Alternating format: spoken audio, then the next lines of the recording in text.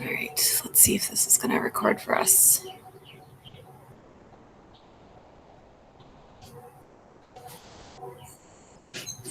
All right. Well, I hope the connection's going all right out here. But I thought today, since it's so nice out, that we would do live read aloud outside. So if you're part of live read aloud right now, or even listening to the recording, jump outside, have a blast, but still remain in connection of Wi-Fi so that you guys can be outside. I mean, it's gorgeous outside. I took Belle for a walk this morning and it's just beautiful out already. So try and get outside today. I do have a couple of things I want to go through. So today, I want to make sure that you guys are getting everything that you need done. So part of today's schedule is we have our read aloud. You will have your vocab test today. You're going to silent read. And then if you didn't complete the conferring journal entry yesterday, talking about what's going on in your book and an inference that you have and why you infer that, then you need to make sure that you complete that inference today. It is still posted under Thursday's materials. So please make sure you get that conferring slide done. And then a life journal entry. Now you can use this if you want and you're not sure what to talk about, or you could just write about whatever it is that you want. But a possible prompt for today is, what are some ways that you are specifically coping with these times of quarantine? So using that vocab word knowledge, or you could also talk about, as another possible prompt, what adjustments have you had to make in your own life during this times, being at home. So that's it then for today. I do have a couple of other things I wanted to quickly talk about. Belle, you're not whining right now, honey, okay? Today is a day 2. I realized I forgot to be mentioning if it's a day 1, day 2 schedule this week. So please make sure that you are still staying on top of your related arts classes. You're visiting them, popping in, doing those work assignments. They only post twice a week, so it should be easy to take care of. The other thing I want to say is I have been starting to go through the Pear Deck slides and the answers that you guys gave yesterday. And I have to say I'm kind of disappointed. A lot of us are not either listening closely to my read aloud video before they're watching it, or they're not going back and fixing it, or trying to do a different response. The other thing that I have to say is you're not reading the direction slide. So that very first slide that it opens up to, you need to read those directions and you need to read them carefully. I know that a lot of you are submitting work that is bare minimum, and it's not what you are capable of doing. That Pear Deck slideshow, it would have taken you 5 minutes to do a solid response, and some of us gave me 30 seconds of effort. And that's really disappointing to see. So I want to just kind of share one example, 2 examples actually, one from each class. The first example of a person following directions was Melinda. She not only answered all the 4 different levels of questions fully, but she also incorporated the 4 different vocab words that were assigned. So she says, I would advise them about local cultures and places to visit, like how hockey is really popular, or that the drugstore has free candy in the fall. Stuff that would help them adjust to America. So that was the first one. You could advise them on how to assimilate to the new school environment by telling them about the school spirit theme, or about the different clubs. For keeping their cultural identity, you could also advise them to not forget their own language and ways of life from before. Or for coping with the demands of schoolwork, you could advise them to do their best. Make sure that they have plenty of time for homework, and to talk to a teacher if they have a workload that is too much or they don't understand something. So that was just like one example that I thought fully addressed all the questions and all of the vocab words. There was a couple others. I know I don't want to make this video too long, but Kira also had another really good one. And she said, if I were assigned to help Aloud and Gabriel, the first thing that I would tell them about adjusting to life in America would be to save up for clothing, or for every season to help them adjust to the weather differences. So taking it from a different perspective, they need to buy winter gear, sweaters and sweatshirts for late fall, and then early spring clothes that would help them when it gets warm. To help them assimilate to the culture of their new school, I would tell them to try their best to do well in school. So even if the other students aren't liking them, then the teachers will. To maintain their identity, I would tell them to celebrate the traditions that they celebrate in their village so that they stay true to their Dinka culture. To help them with the demands of the schoolwork, I would tell them to come to me if they need help or have any questions. I would help them cope with their new life in America. So 2 excellent responses. They read the directions, I can tell. They know the meaning of the vocab words. They know the meaning of what's going on in the story. And those are true model responses. So nice job, Melinda and Kira, on that. 2 other things before we get started. Belle's wandering out here now. I have her hooked up though, so we're good. If you haven't watched already, go to Pondering with the Principals. They just did like some jokes and classroom questions. So get our classroom out there. Doyle and Readinger say that you can actually see Bill right there. Sorry. Give them a funny joke. Give them something to ponder, a question you want them to answer. Kind of get involved. All you have to do is email it to me and I can forward it to them, or you can email it straight to Mr. Bradford or Ms. Nagedlo. All right. And last but not least, everyone can unmute their mics because we have 2 birthdays tomorrow to celebrate. Austin and Dylan, happy early birthday. Their birthday is tomorrow, and they're going to be celebrating it quarantine style. So if you're ready to join me with singing happy birthday, hopefully I don't wake any neighbors since I'm outside my apartment area. So 5, 4, 3, 2, 1. Happy birthday to you. Happy birthday to you. Happy birthday, dear Dylan and Austin. Happy birthday to you. Happy birthday, guys. I hope you have a great day today and tomorrow, and you do something fun for your birthday. So, all right, everyone, mute back on. So yesterday you guys had, I'm just going to kind of scoot a little closer. Yesterday you guys had a quiz to go with the read aloud, and we ended with Nadia saying that they need to come up with some sort of plan to get Jamila the donkey back from that group of rebels that took her and wanted to eat her. And right now, Amo Mason is knocked unconscious. So there's kind of like just the 3 kids that need to figure stuff out. Not any pressure or anything. So that's where we're at. Chapter 32. Shh. Do you want to come up here? Come on up. Come on. Come on, chicken. Good girl. Okay. Lay down. All right. Let's read. So we're on October 13th, 2013. I think it's the next day again already. Yeah, it's the next day. Except it's like midnight. So it's early morning. Belle, you gotta really, do you need to have all the attention right now?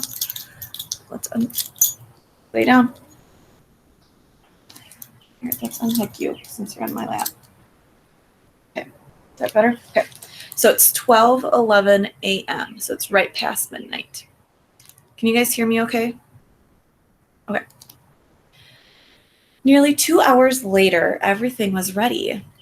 At least Nadia hoped and prayed that it was. Basel had sneakily surveyed the parking lot half an hour before. The men had been cursing and fighting, trying to find a can opener. So they can't even enjoy the canned goods they had because they don't have a can opener. Sorry, I have like a hair somewhere that's bothering me. All right. For now, Jamila was safe. But they had to act before the sun rose. Their plan depended on the cover of darkness. You feeling okay about your part? She asked Basel. Uh-huh, he replied, patting the backpack slung over his shoulder. And you? She asked Tarek. As ready as I'm going to be, he said nervously, juggling the CD player and speakers. I knew that they were going to have a point to them. There always is a purpose why an author offers something like that. Oh, I'm just going to listen to my CDs. Oh, nope, it's bad music.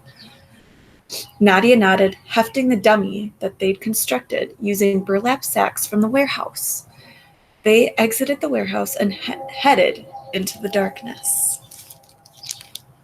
13 minutes later, Nadia sat on the roof of the new building, overlooking the parking lot, the men, Jamila, and the cart. So the men kept the cart. They must have pulled the cart by them. In another 17 minutes, their plan would go into action.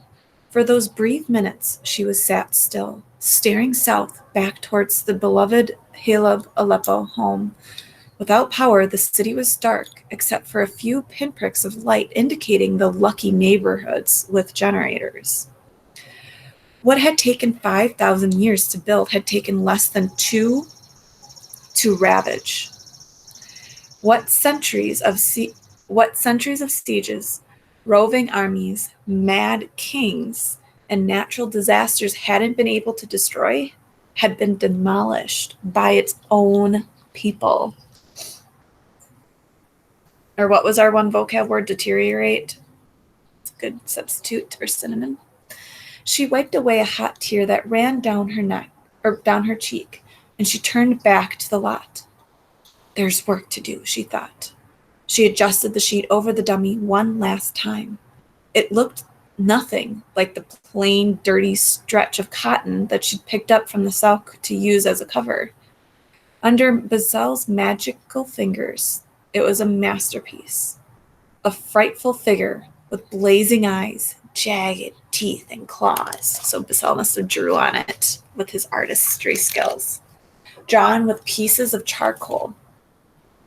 She double-checked the ropes that they'd used to rig it in the crane that leaned against the top of the building, and she peeked over the edge to see that the teens were still bickering and having finished off the cans of food. Thankfully, Jamila stood quiet, tied to the edge of the lot. So it sounds like they're going to try and attach the dummy to the crane, and it's going to swing the dummy at them. It's my thoughts.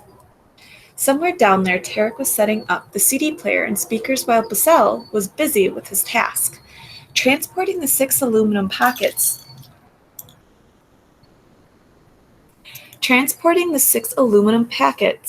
With the size of a Pepsi can in his backpack. The packets contained a mixture of sugar and phosphate, carefully cooked in an iron skillet that they'd found in the tea shop. They'd also scavenged aluminum and other supplies from the abandoned restaurants. The recipe was simple, one Jad had found on the internet the day that Nadia had helped with their experiment. Once the sugar and phosphate cooked down to a dark, bubbling mass, Tarek had poured the goop into aluminum foil packets. Yes, goop is a funny word. Bazel then quickly inserted a length of long rope to serve as the fuse before the substance had hardened. Nadia hoped Bazel had made it around the perimeter of the lot and placed the packets under the broken down cars. After he completed his task, he was to get as close to Jamila as he could. "Come on," whispered Nadia, looking for the telltale sign that he had succeeded. Only then could she and Tarek put their part of the plan into action. The seconds passed with agonizing slowness. But there, down below, Nadia spotted 6 flames flicker to life. Bazel had lit the ends of the fuses. Sparks ran along the lengths of the rope toward the aluminum packets, which erupted in flames. Adrenaline raced through Nadia as she moved towards the crane, watching plumes of thick white smoke rise from the parking lot. Then Nadia heard the screaming coupled with harsh guttural howls. The heavy metal CD played on slow mode. That's interesting that they figured out how to play it on slow mode. The sound wasn't as loud as they'd hoped, but it caught the attention of the men below. Good, she thought, pushing the dummy out over the parking lot and letting the rope swing it back and forth. "Hey!" shouted a confused voice. "What's going on?" "Get up, you idiots!" the leader bellowed. Nadia couldn't help but grin as the frightful figure flew through the thick smoke, seemingly screaming like an evil genie. So I wonder what genie is. I wonder if it means like ghost or something in Arabic. Shouts and coughing filled the parking lot, then the loud crack of a gunshot. "Don't shoot, you idiot!" someone shouted through the howls and the screams. "You'll hit one of us." Time to go, Nadia thought, racing down the stairs. As she exited the empty building towards the warehouse, a truck engine rumbled to life in the vicinity of the parking lot. Before she could step out onto the road, someone pulled her into the shadows. "It's me," whispered Tarek, just as a truck careened past, packed with cursing, coughing teens. Once the taillights of the truck disappeared, Nadia and Tarek raced towards the dark warehouse. Light from the flashlight revealed Amo Mason where they'd left him, and beside him, curled up, was Mishmish. Aw. Before Nadia could grab the cat for a hug, a familiar brown muzzle slipped through the door, followed by the cart and Basel. "You did it!" cried Nadia, running to give him a tight hug. "Yeah," he said, voice muffled in her coat. "It was easy. I just cut her loose and we snuck back through the smoke." "Way to go, kid," Tarek said, thumping him on the back. Nadia moved to pet Jamila and held out a bit of sugar that she'd saved from making the smoke bombs. But before Jamila took it from her hand, the faithful donkey hurried to the old man's side, nuzzling his face and her ears twitching. She knows that something's wrong. That's sad. "He'll be okay, girl," said Nadia, with more confidence than she felt. "Let's get him on the cart and covered with blankets." Tarek nodded. "They might come back looking for us." Jamila gently stepped forward, as if she knew that she shouldn't jostle her precious cargo. "You're a good girl," Nadia whispered in her ear, rubbing her shoulder. "The best companion." Page break. Nadia remembered Amo Mason warning to avoid the main roads as she pulled out the compass. They stayed parallel to the main highway, leaving the industrial complex behind. The route was familiar, as her family had come this way to picnic on the countryside for generations. Those picnics seemed lifetimes ago. "No towns or villages," said Tarek, squinting towards the sign for the city of Endan. "We don't know who's controlling them, and we don't want to find out."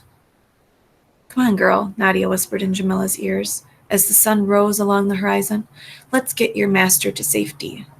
Ignoring the ache in her leg, she led them along a dusty path that wound its way through the fields and olive groves, taking cover when they heard the sound of helicopters or the screams of jets from above.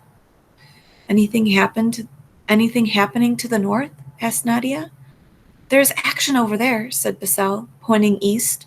Clouds of black smoke billowed into the sky, and they could see a MiG fighter, MiG fighter jet. I'm not sure about planes.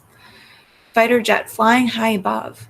They heard, then felt, the thud of bombs falling, which Nadia quickly calculated was over 10 miles away. Remember how in the very beginning of the story, she could calculate how far away a bomb was being dropped, just like how we would count seconds to see like how far away lightning had struck based on the sounds of thunder.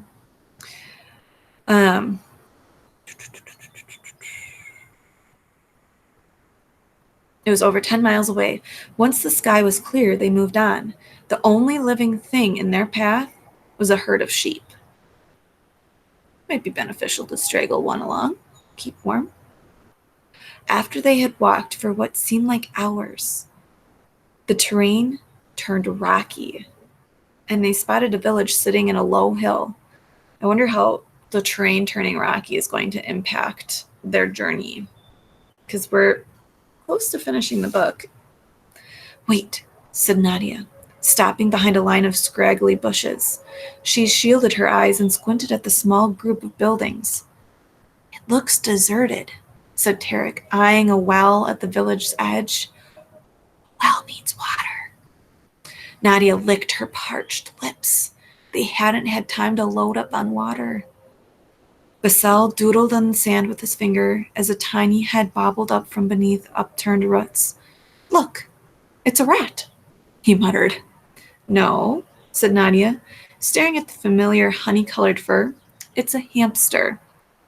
How do you know that? He asked. My cousin Razan told me, explained Nadia, aching at the thought of her bossy cousin. She was studying to be a veterinarian at a university and was always bringing home weird stuff like bones and pelts. Once, she brought a hamster skeleton and told me they're native to Syria, but ended up as pets all over the world. Oh, I didn't know that. So, if you have a hamster, came from the Syrian region. Do they taste good? Asked Basel, causing her and Tarek to burst out in laughter. Come on, said Nadia. It's abandoned. It was a small farm village, empty of inhabitants. With a few empty plastic bottles in hand, they filled up in water.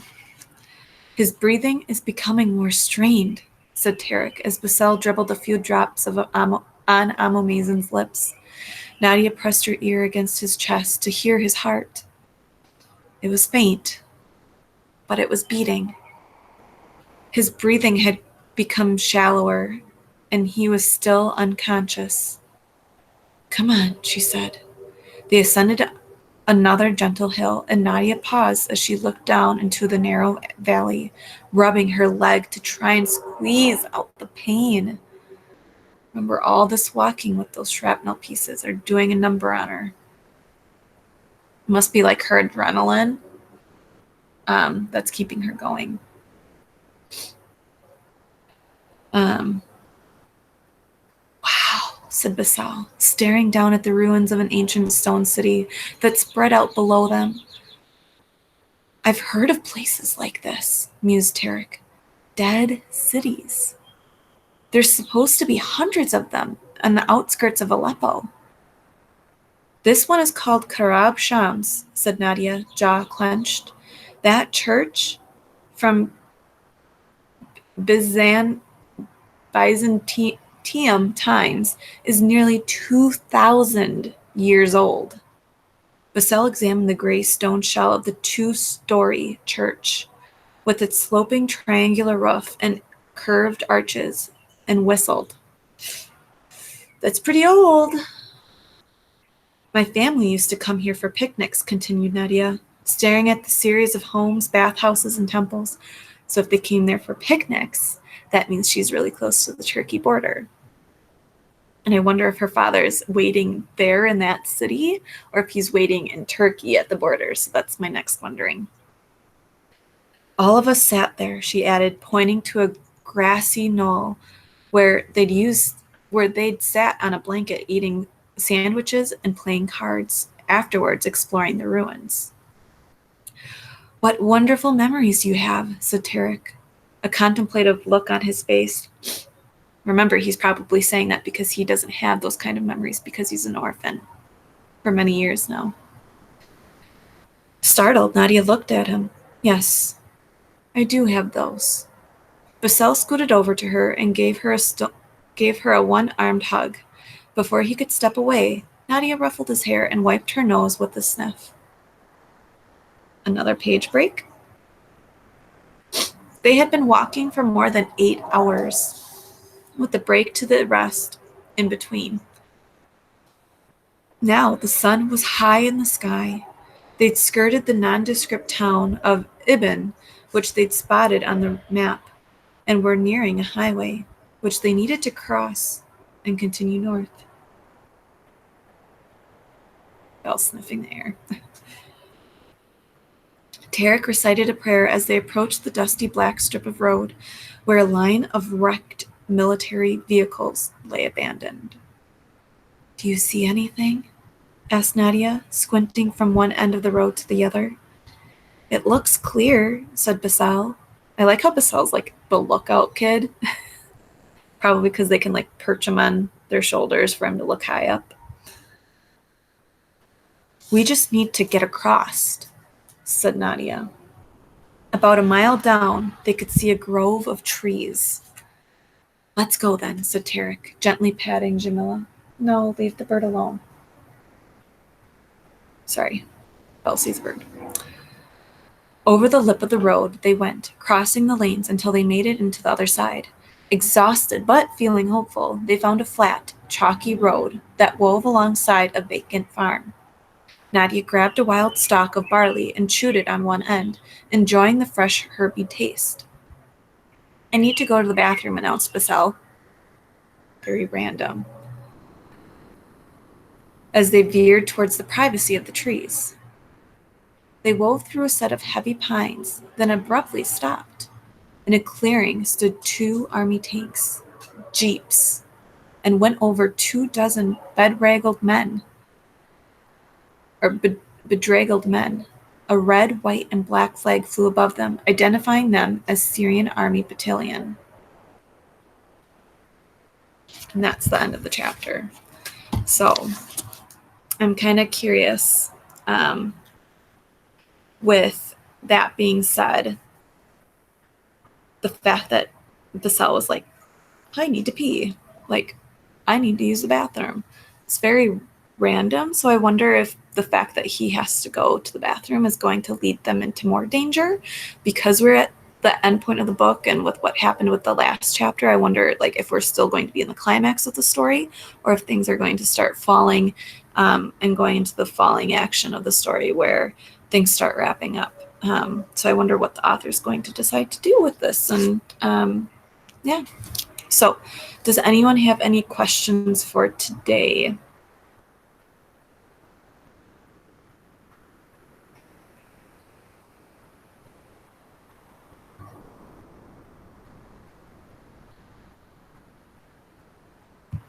All right, so then I'm going to end the recording, and then I hope you guys have a great Friday. Wait, about the